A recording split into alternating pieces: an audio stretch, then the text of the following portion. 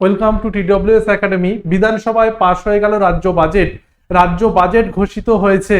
সেখানে চাকরি প্রার্থী যারা রয়েছে বর্তমানে তাদের জন্য এক ধরনের বিশাল সুখবর কিন্তু নিয়ে এসেছে আমাদের এই রাজ্য বাজেট। তো সেই বাজেটে কি কি বলা রয়েছে আমরা পরিপূর্ণভাবে দেখব এই ভিডিওর মাধ্যমে। শেষ পর্যন্ত দেখো, বিদ্যালয় থেকে শুরু করে পুলিশ এবং বিভিন্ন ধরনের কর্মী, পঞ্চায়েত কর্মী, অন্যান্য সরকারি অফিসে যে সমস্ত নিয়োগ হতে চলেছে সেগুলো সম্পর্কে বিস্তারিত। তো দেখো যে এক ধরনের বলা যেতে পারে কর্মসংস্থান ও প্রশাসনিক বিকেন্দ্রীকরণের একটা সারসংক্ষেপ এই রাজ্য বাজেট। তো সেখানে বলা হয়েছে বাজেটের মূল 5টি স্তম্ভ রয়েছে। দেখো, 1 নম্বরে যুব শক্তি ও কর্মসংস্থান, যেখানে 1 লক্ষ নিয়োগ এবং বেকার যুবক যুবতীদের জন্য ভরসা প্রকল্প। এছাড়া রয়েছে দেখো বিশ্বমানের শিক্ষা, যারা যে সমস্ত বিশ্ববিদ্যালয় বা প্রাথমিক বিদ্যালয়ে যে কিউএস র্যাঙ্কিং স্কলারশিপ থাকবে এবং তার সাথে সাথে ক্রীড়া পরিকাঠামো, অ্যাথলেট থেকে সরাসরি পুলিশে নিয়োগের ঘোষণাও কিন্তু এই বাজেটে বলা হয়েছে। তার সাথে সাথে বিকেন্দ্রীকরণ, নতুন জেলা, নতুন পুলিশ মহকুমা এবং পৌরসভা গঠনের মাধ্যমে। তো আমরা যদি দেখি, দেখো নিয়োগের মেগা ড্রাইভ, 1 লক্ষ শূন্য পদে সরকারি অফিসে নিয়োগ চলবে এবং রাজ্য সরকারি অফিসগুলোতে 1 লক্ষ শূন্য পদে নিয়োগ। অর্থাৎ এক কথায় বলা যেতে পারে চাকরি প্রার্থী যারা রয়েছে তাদের জন্য এক ধরনের বিশাল সুযোগ এটা। এবং সেখানে মহিলাদের 33% সংরক্ষণ ঘোষণা করা হয়েছে এবং অগ্নিবীর যারা রয়েছে সব ক্ষেত্রে নয়, কিছু কিছু ক্ষেত্রে ডিফেন্স লাইনের কিছু কিছু ক্ষেত্রে এই 10% সংরক্ষণে সুবিধা কিন্তু তাদের দেওয়া হয়েছে। অর্থাৎ এই অগ্নিবীররা কিন্তু সব জায়গায় 10%-এর সুযোগ নয়, যেখানে প্রযোজ্য হবে। এবং এই 1 লক্ষ সরকারি নিয়োগের রূপরেখা কোন কোন সেক্টরে নিয়োগ করা হবে সেগুলো দেখো। প্রথমে দেখো পুলিশ বিভাগটা কিন্তু একটা বিশাল জায়গা রয়েছে এবং শিক্ষক, অধ্যাপক, প্রশিক্ষক সরকারি মতে 50,000 নিয়োগ এবং অন্যান্য সরকারি পদ, ইস্টার্ন ফ্রন্টিয়ার রাইফেলে 1,000 অন্যান্য এবং সরকারি পদেও কিন্তু বিশাল নিয়োগের সুবিধা বা সুযোগ কিন্তু রয়েছে। তো পুলিশ বিভাগে শোনা যাচ্ছে 20,000 এবং শিক্ষক অধ্যাপকে 50,000, এখানে অশিক্ষক কর্মীও কিন্তু এখানে রয়েছে। তাহলে গ্রুপ সিডির যে রেজাল্ট, ঠিক আছে, তার সাথে সাথে নতুন করে নিয়োগ শিক্ষকদের প্রাথমিকে, আপার প্রাইমারিতে এবং এসএলএসটি নিয়োগ সবগুলোই কিন্তু এখানে ইনক্লুডেড। অর্থাৎ পরবর্তী 1 বছরে শিক্ষক, অধ্যাপক, প্রশিক্ষক এবং অশিক্ষক কর্মী যারা রয়েছে তাদের কিন্তু একটা বিশাল সুযোগ সামনে অপেক্ষা করছে। এবং অনেকে প্রশ্ন করছে যে তাহলে পঞ্চায়েতের কথা উল্লেখ থাকলো না বা পিএসসির কথা উল্লেখ থাকলো না। অবশ্যই সবগুলোই উল্লেখ রয়েছে। কি করে? দেখো, অন্যান্য সরকারি পদ যেগুলো, অফিস ওয়ার্ক যেগুলো রয়েছে সেখানে পঞ্চায়েত, এর মধ্যে পিএসসির সমস্ত ক্লারিক্যাল পদ, সমস্ত কিন্তু এই অন্যান্য সরকারি পদের মধ্যে কিন্তু এগুলো নিয়োগ করা হবে। তাহলে পুলিশ বিভাগ, শিক্ষক এবং অন্যান্য সরকারি পদে যেগুলো এতদিন অবহেলিত হয়েছিল সেই সমস্ত বিভাগগুলোকে উল্লেখ করে অন্যান্য সরকারি পদের ভিতরে যে সমস্ত রিক্রুটমেন্টগুলো আগামী দিনে আসতে চলেছে, যেমন পঞ্চায়েত, যেমন পিএসসি ক্লার্কশিপ, যেমন পিএসসি মিসেলিনিয়াস তো আছেই, তার সাথে সাথে আইসিডিএস, এই সবগুলোই কিন্তু নিয়োগ ধীরে ধীরে কিন্তু শুরু হবে। এবং সেখানেও যেটা বলা হচ্ছে যে আমি প্রথমে বলেছি মহিলাদের 33% সংরক্ষণের কথা এখানে ঘোষিত হয়েছে। অগ্নিবীরদের যেখানে 10% সংরক্ষণ দেওয়ার প্রযোজ্য সে জায়গাটাও ঘোষিত হয়েছে এবং বয়সসীমা ছাড় 5 বছরের বয়সসীমা ছাড়ের কথা ঘোষণা করা হয়েছে। এটা আগামী 2 বছর পর্যন্ত ভ্যালিড থাকবে। অর্থাৎ এই যে 5 বছরের ছাড়ের কথা, যেখানে ইন জেনারেল যে কোনো সরকারি চাকরি, রাজ্যের সরকারি চাকরিতে 40 বছর ছিল, সেটা 45 বছর পর্যন্ত হয়েছে, কিন্তু এটা পরবর্তী 2 বছর মধ্যে এটা ভ্যালিড, ঠিক আছে।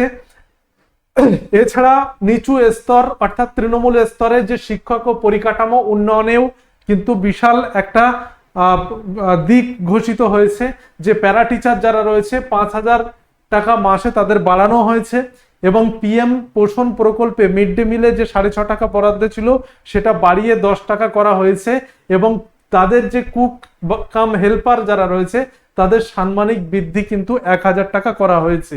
এবং স্কুল পরিকাঠামোয় যে পুষ্টি অর্থাৎ মিড ডে মিল, প্রাথমিক বিদ্যালয়ে উপকরণের খরচ জনপ্রতি 10 টাকা ধার্য করা হয়েছে।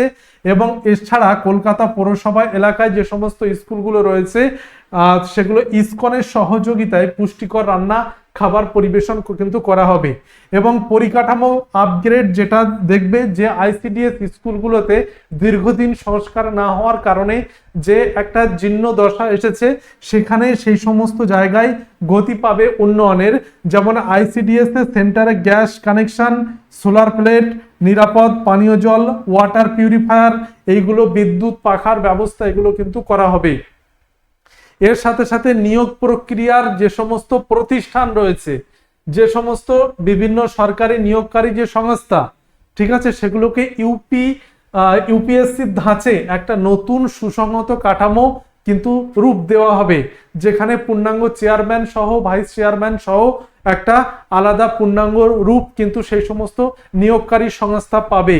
অনেক সময় দেখা গেছে যে নিয়োগকারী সংস্থার সাথে, ঠিক আছে, অন্যান্য দপ্তরের সেরকম কানেকশন বা যোগাযোগ, ঠিক আছে, ক্ষমতার বিকেন্দ্রীকরণ এগুলো ছিল না, কিন্তু এখানে ইউপিএসসি ধাঁচে যখন করা হবে সেখানে পূর্ণাঙ্গ রিপোর্ট থেকে শুরু করে নিয়োগের সমস্ত ডেটাবেস ওই জায়গায় কিন্তু সংরক্ষিত হবে এবং নিয়োগের ক্ষেত্রে একটা আলাদা রকম গতি পাবে।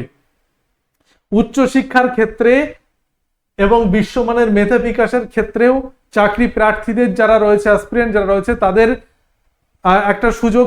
কেমন সুযোগ? দেখো, সরকারি এবং সরকার পোষিত কলেজের ছাত্রছাত্রী যারা কম্পিটিটিভ এক্সামের প্রস্তুতির জন্য প্রিপারেশনের জন্য আছো, তাদেরকে এককালীন 30,000 টাকা অনুদান দেওয়া হবে। এছাড়া জাতীয় স্তরে শিক্ষা প্রতিষ্ঠান, আন্ডার গ্রাজুয়েট ও মাস্টার্স কোর্সে মেধাবী ছাত্রছাত্রী তাদের টিউশন নির্বাহের জন্য 100 কোটি টাকার একটা তহবিল করা হয়েছে। জাতীয় স্তরের শিক্ষা প্রতিষ্ঠানে তাদের যেহেতু মেধাবী ছাত্রছাত্রীরা ভর্তি হয় এবং তাদের টিউশন ফিসটা অনেকটাই লাগে, সেক্ষেত্রে এটা বরাদ্দ করা হয়েছে। আন্তর্জাতিক স্তরে বিশ্বের সেরা 100টি কিউএস র্যাঙ্কিং বিশ্ববিদ্যালয় ইউজি এবং মাস্টার কোর্সের ভর্তির ক্ষেত্রে সম্পূর্ণ টিউশন ফি ও স্বাস্থ্য বীমার খরচ রাজ্য সরকার বহন করবে। এটা স্বামী বিবেকানন্দ মেরিট স্কলারশিপের মাধ্যমে। তাহলে এখানে উচ্চশিক্ষা এবং বিশ্বমানের মেধা বিকাশের জন্য যারা চাকরির প্রস্তুতি নিচ্ছে 30,000 টাকা এককালীন অনুদান, এবং সেটা অবশ্যই সরকার এবং সরকার পোষিত কলেজের ছাত্রছাত্রীদের জন্য 100 কোটি টাকা তহবিল তাদের জন্য যারা জাতীয় স্তরে বিভিন্ন শিক্ষা প্রতিষ্ঠানে আন্ডার গ্রাজুয়েট ও মাস্টার কোর্সে টিউশন ফির জন্য, এবং স্বামী বিবেকানন্দ মেরিট স্কলারশিপ আন্তর্জাতিক 100টি কিউএস র্যাঙ্কিং বিশ্ববিদ্যালয়ের ইউজি এবং মাস্টার্স কোর্সে ভর্তির খরচ এবং তার স্বাস্থ্য বীমা এবং টিউশন ফি এই স্বামী বিবেকানন্দ মেরিট স্কলারশিপের মাধ্যমে হবে।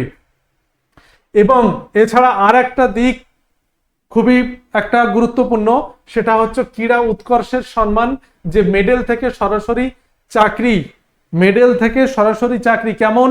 যে ক্লাবে অনুদান, যে 1 কোটি টাকা সহায়তা স্পোর্টস ক্লাবগুলোকে করা হবে, যে সমস্ত ক্লাবগুলো জাতীয় স্তরের প্রতিযোগিতায় অংশগ্রহণ করবে তাদেরকে এই আর্থিক সহায়তা প্রদান করা হবে 1 কোটি টাকা। এবং 50 কোটি টাকার একটা তহবিল করা হয়েছে, পুরস্কার তহবিল, যেখানে জাতীয় এবং আন্তর্জাতিক পর্যায়ের বিজয়ীদের আর্থিক পুরস্কার দেওয়ার জন্য বিশেষ এক ধরনের ফান্ড, ঠিক আছে, অ্যাথলেট যারা রয়েছে যে জাতীয় এবং আন্তর্জাতিক স্তরে পুরস্কার তাদেরকে দেওয়া হবে। আন্তর্জাতিক সাফল্য যদি কেউ পায়, অর্থাৎ আন্তর্জাতিক ক্রীড়া প্রতিযোগিতায় মেডেল বিজয়ীদের সরাসরি ইন্সপেক্টর থেকে ডেপুটি সুপারিনটেন্ডেন্ট অফ পুলিশ পদে নিয়োগের প্রস্তাব কিন্তু এখানে দেওয়া হয়েছে। অর্থাৎ ইন্সপেক্টর থেকে ডাইরেক্ট ডিএসপি এই পদে নিয়োগের সুপারিশ করা হয়েছে। কাদের? আন্তর্জাতিক সাফল্য যারা পাবে।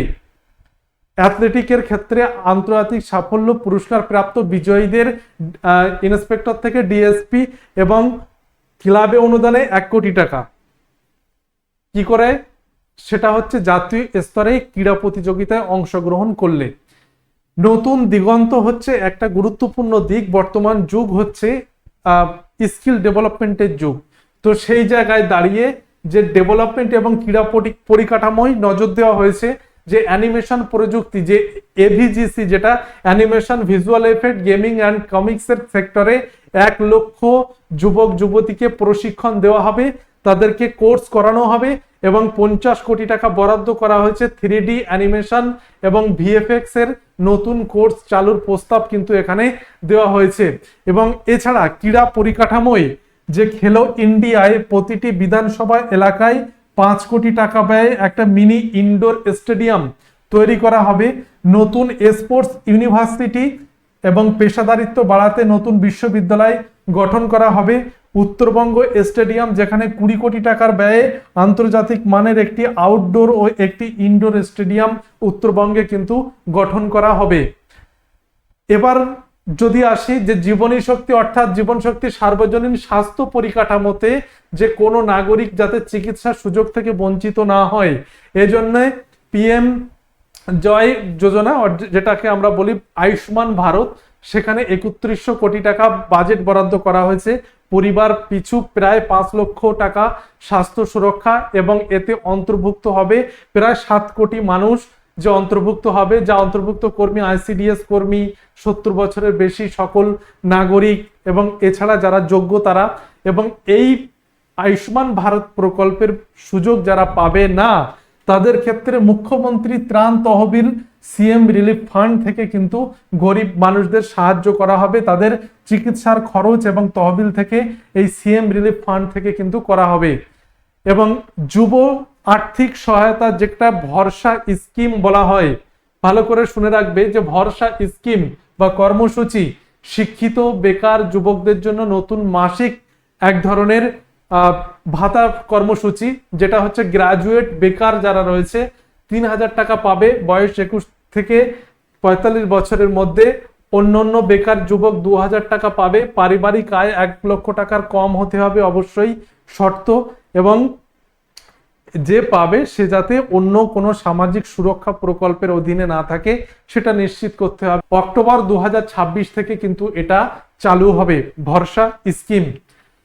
তাহলে আমাদের এই রাজ্য বাজেটটা একটা হচ্ছে প্রগতির একটা চক্র, যে পরবর্তী 1 বছর মেধা, দক্ষতা, শিক্ষায় বিনিয়োগ, আগামী দক্ষ মানব সম্পদ তৈরি, কর্মসংস্থানের কথা যেমন আছে, স্বাস্থ্য এবং সামর্থ্যের কথা আছে।